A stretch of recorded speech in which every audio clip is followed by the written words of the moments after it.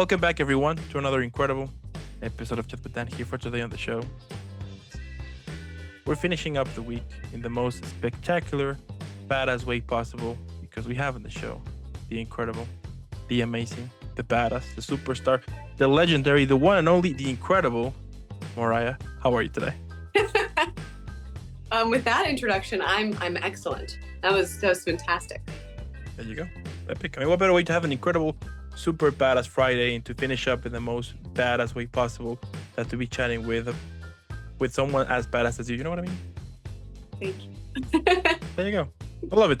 Now, if you're new to the channel, don't forget to leave a like, subscribe, follow. It helps a lot. But also, on the description below, you're going to find all of Moriah's social media. Let's follow her. Let's find out why she's super badass. We're on a mission right now. And without further ado, let's jump in. Right. So, I want to start this whole conversation by throwing out the very first question, which is, what was the moment, like the exact moment when you knew that this was more than a passion, that acting had become your purpose? I didn't really have one of those moments. I feel like the common answer is, people say I loved it from, a very young age. I always watched movies. I had movies that spoke to me and taught me lessons, but I don't necessarily feel that way. I didn't have a background in acting. I didn't go to school for acting. I wasn't particularly interested in acting, but there were some things that happened in my life that similar, I guess, to yours that kind of made me switch courses.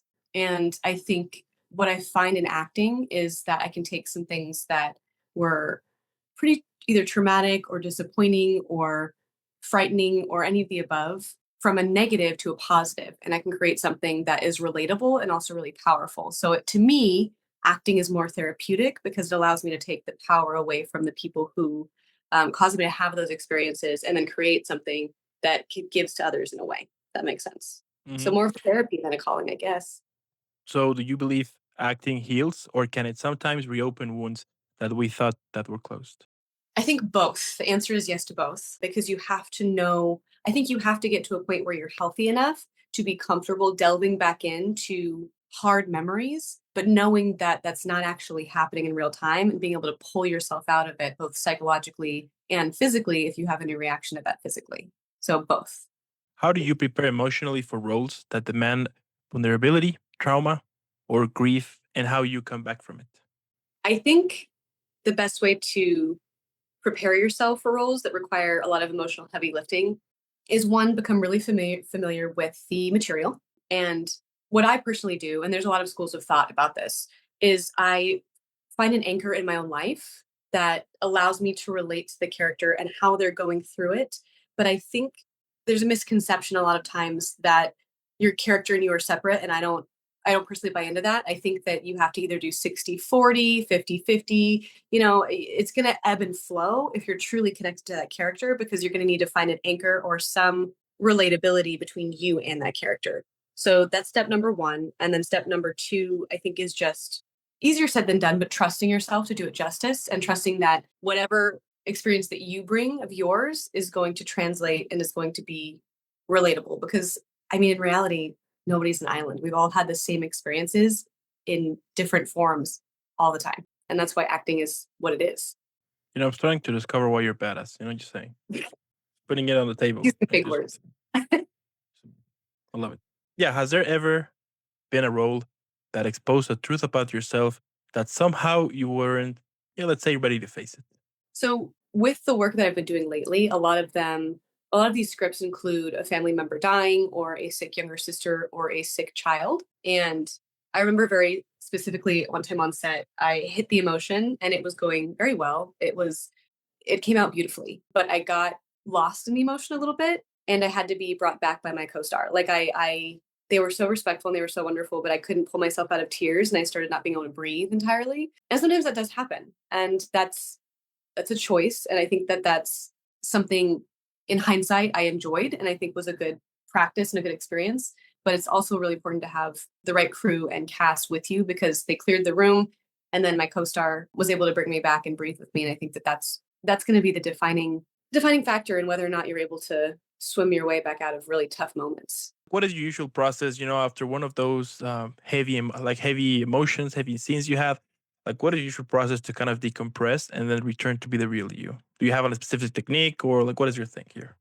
The main way I decompress is tying my physicality into my emotional recovery. So a lot of times I'll do things that are typical self-care, like I'll take a day between sets to rest, at least a 24 to 48-hour turnaround, because I found that that's really important, because I've jumped from project to project and it doesn't allow you the time to really bring your best to the project that's coming after. And that's something that I had to learn. And then, typical self-care things like a spa day or a bubble bath, or I'm really into hot yoga, something that kind of catapults my body into one extreme or the other and requires a little bit of exertion, kind of snaps me back into reality, and it also snaps me back into routine. So once my routine is kind of reestablished, I feel more powerful and able to go into the next project fresh and emotionally stable.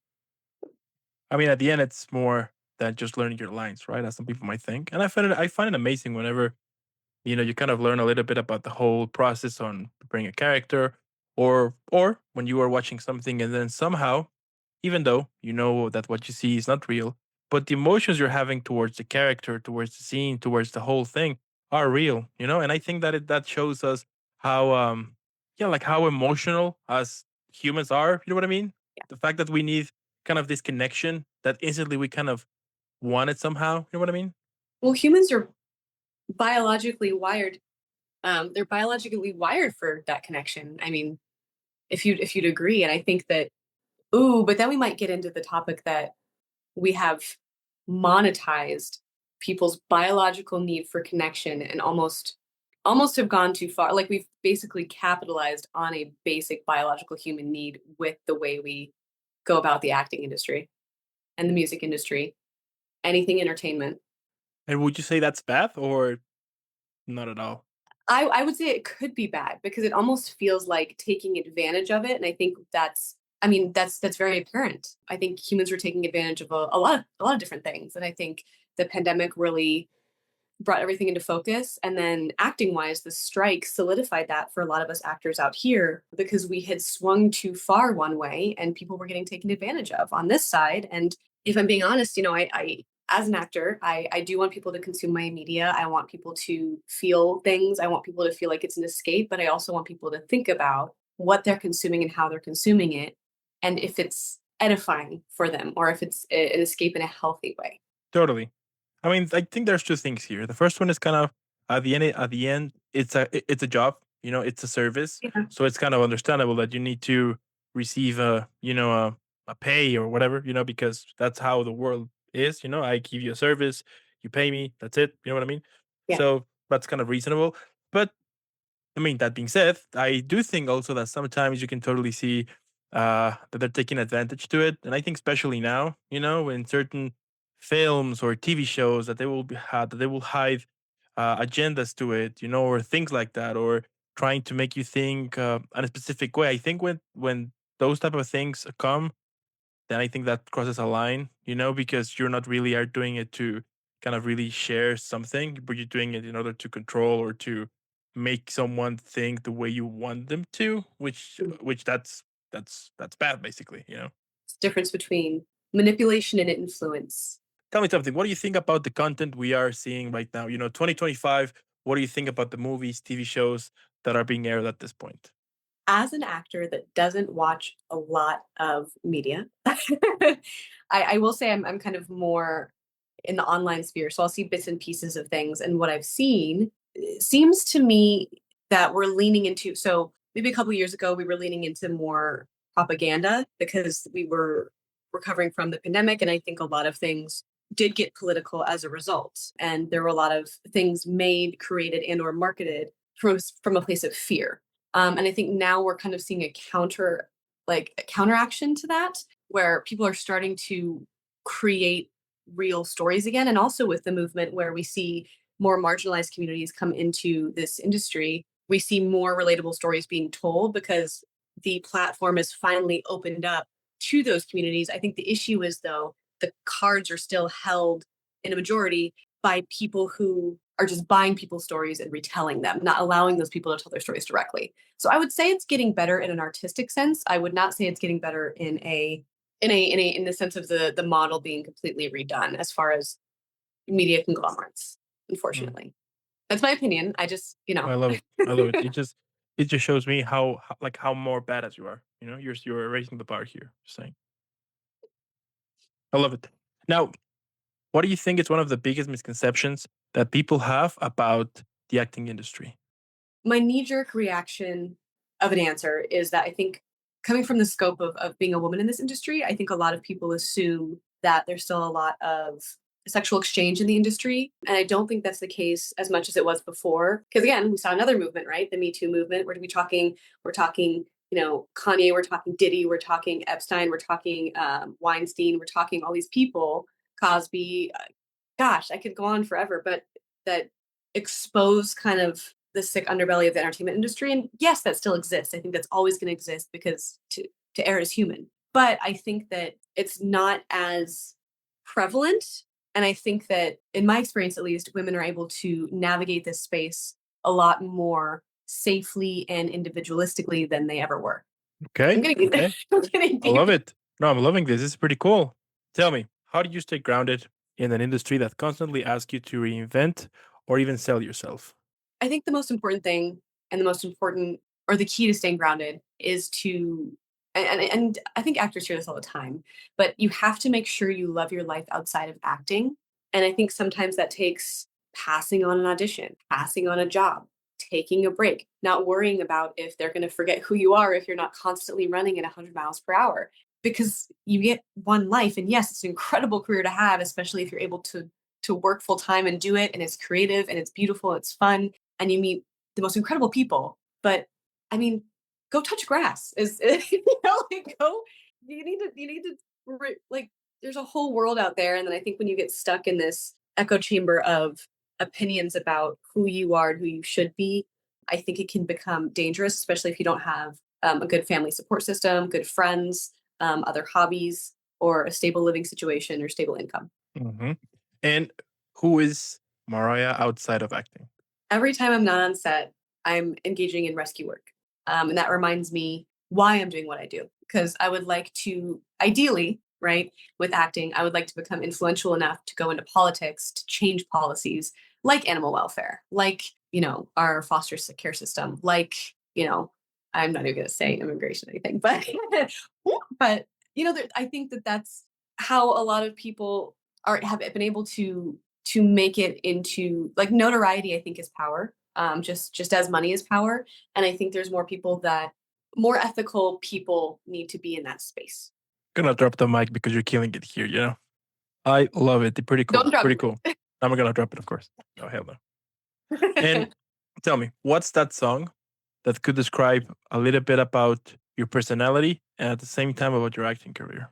Oh my gosh, that's a very difficult one for me. What song? Hmm. Again, a knee jerk reaction or a knee jerk answer is "Girl on Fire" by Alicia Keys. I think that's just a song that reflects a lot of things in my life. And as simplistic as it may seem, I think there's a lot of different interpretations of that song that I could apply to both my life and then my acting career as it is right now. There you go. And tell me what made you wanted to start this idea to somehow enter into politics. Switching policies. Like I'm curious here. Like what made you wanted to at some point uh, put your focus to that on that. Well, a few of my heroes, there's certain people that I look at in the past, one of which being Audrey Hepburn, and then the other being Princess Diana, and women throughout history that have been in this field. I think it's a life well lived. If yes, you live for yourself to a degree, and in this chosen career field, I think it. Another misconception is that all actors are very stuck up, and all of it is about themselves. And I can see how that's something that people think because all of our media, all of you know our presentation, it's our face, it's our acting, it's all us, so it can seem very self-absorbed. But I think when you look past it, I think living life for yourself to a degree allows you to create a space for you to do the same for others. So I think that there needs to be a balance. And then Audrey Hepburn, so she had a very successful career, but she stepped away to raise her children. And then she dedicated the rest of her life to, children in other countries and children locally that needed help. And same with Princess Diana. She was very, very vocal about a lot of the work that she did. And even though she was a public figure, she still chose to, everything she did aligned very closely with her ethical code, despite the expectations of the royal family. And I think that's something that I've always revered. And I've also been, I don't know, once you've seen abuse and trauma and death, and once you get a glimpse of the other side of the coin, I think it's very difficult to forget.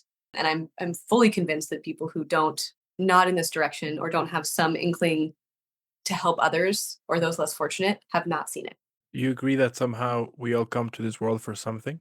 I think that the choice is presented to us if we take it. I think I think free will exists. I don't think it's an illusion.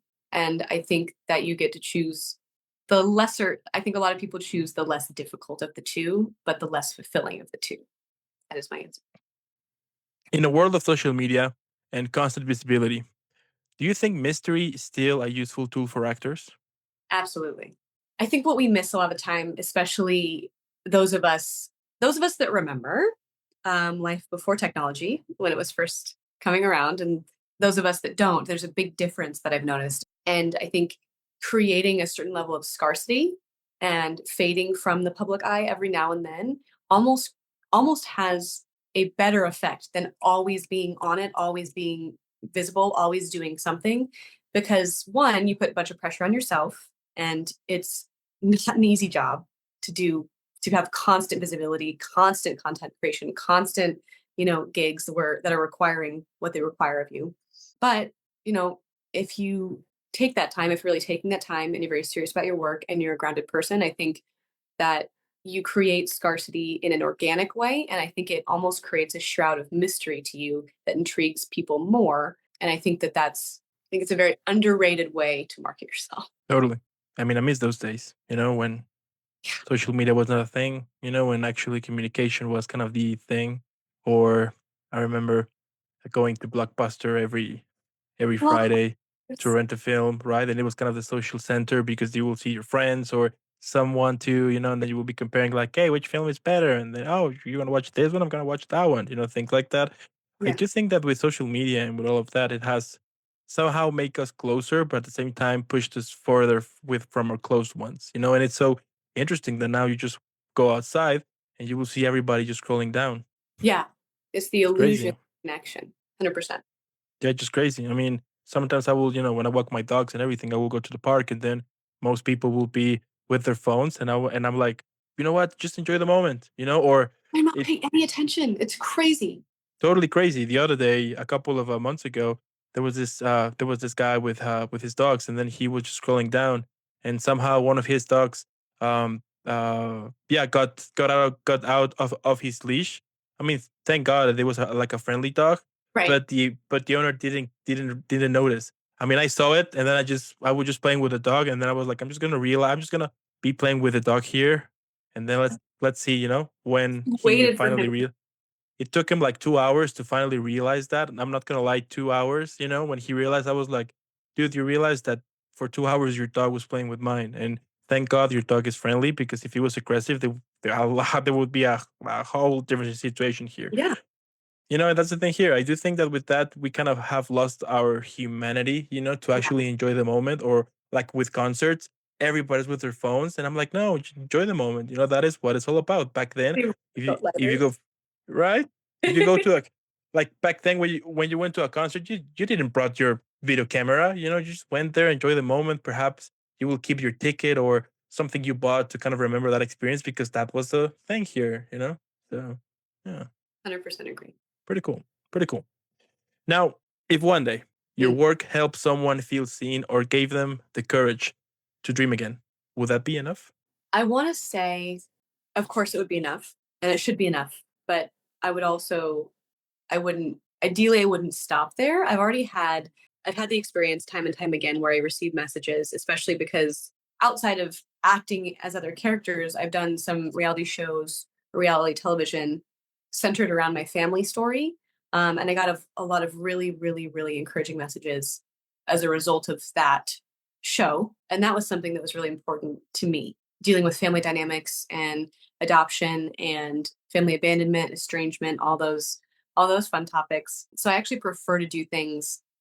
Sometimes I prefer to act as myself and do things as myself, because I think that every story is unique, and I think it's unique, but it's also, we always have, there's a correlation or connection every time. Although my story is unique, there's other people whose stories are just as unique, and that's our connection, I guess.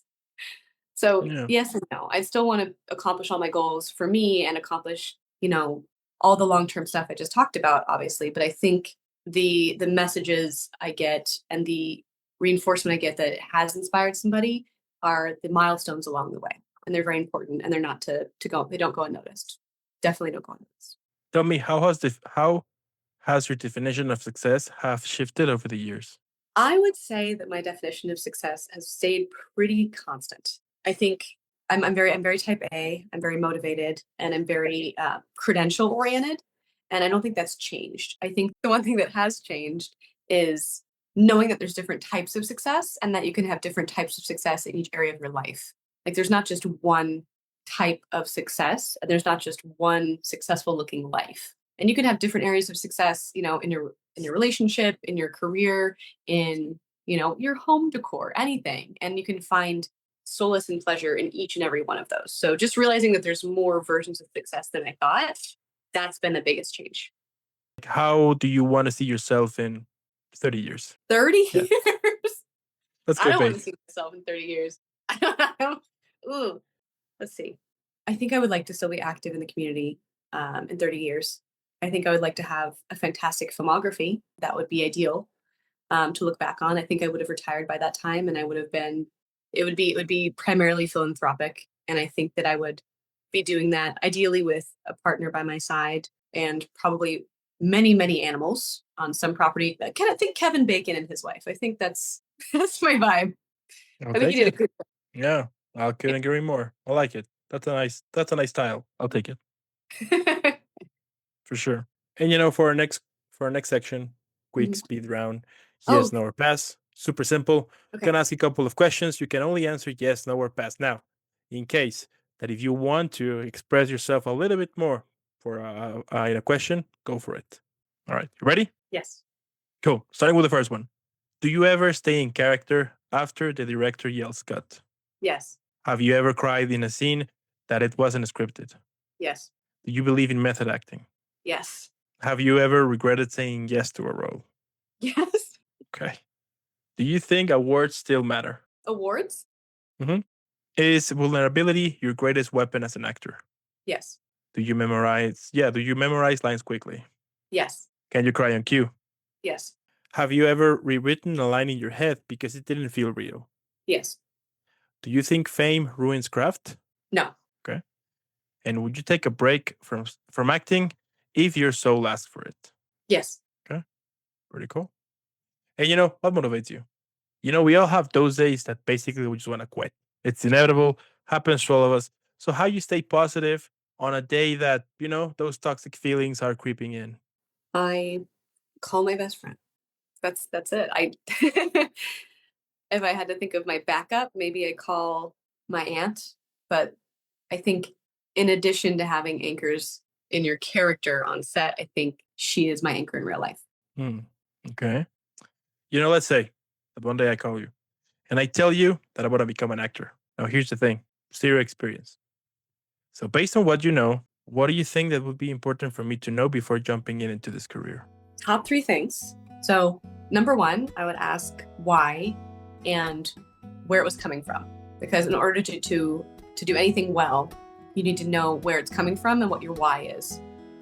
Number two, I would ask if they were prepared to do all the work and weren't distracted by the glamour. And I actually recently was on another podcast where we talked about this. It's another one of those iceberg situations where you don't see the massive amount of work that goes into getting on set. So, I mean, that could be anywhere from 1 to 8 auditions a day.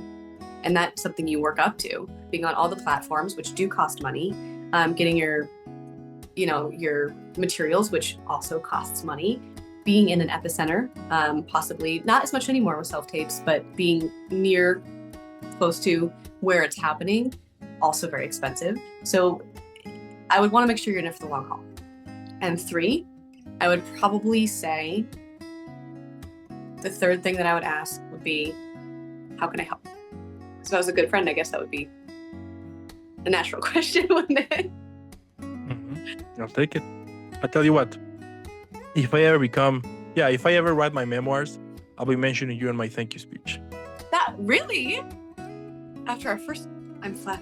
Of course.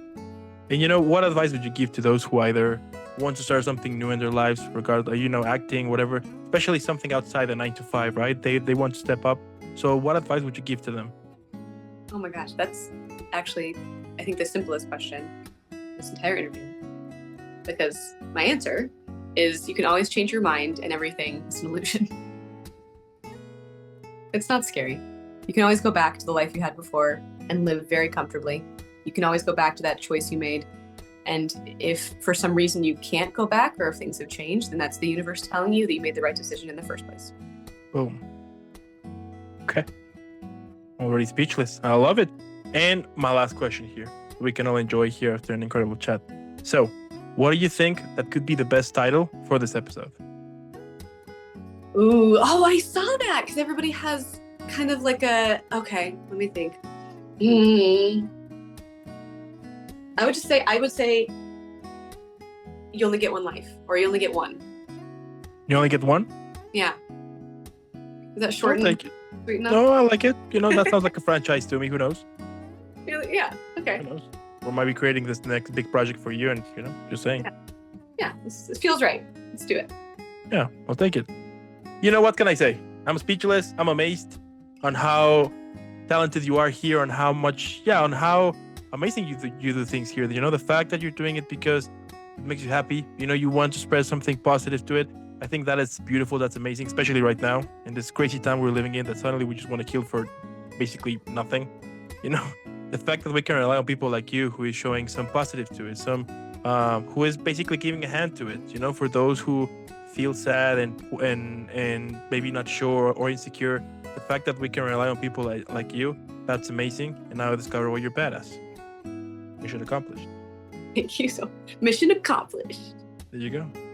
So I want to thank you so much for making this happen. I do want to thank also those who stayed the whole episode. Now let us know what you think in the comments below. But by this point, you should know why Moriah is super badass. Come on. Let's make her viral. # Team Moriah. And again, thank you for making this happen. Keep shining out there. Have an incredible, super badass weekend. Keep doing what you do. And I'll be seeing you in the next one. Thank you so much. There you go.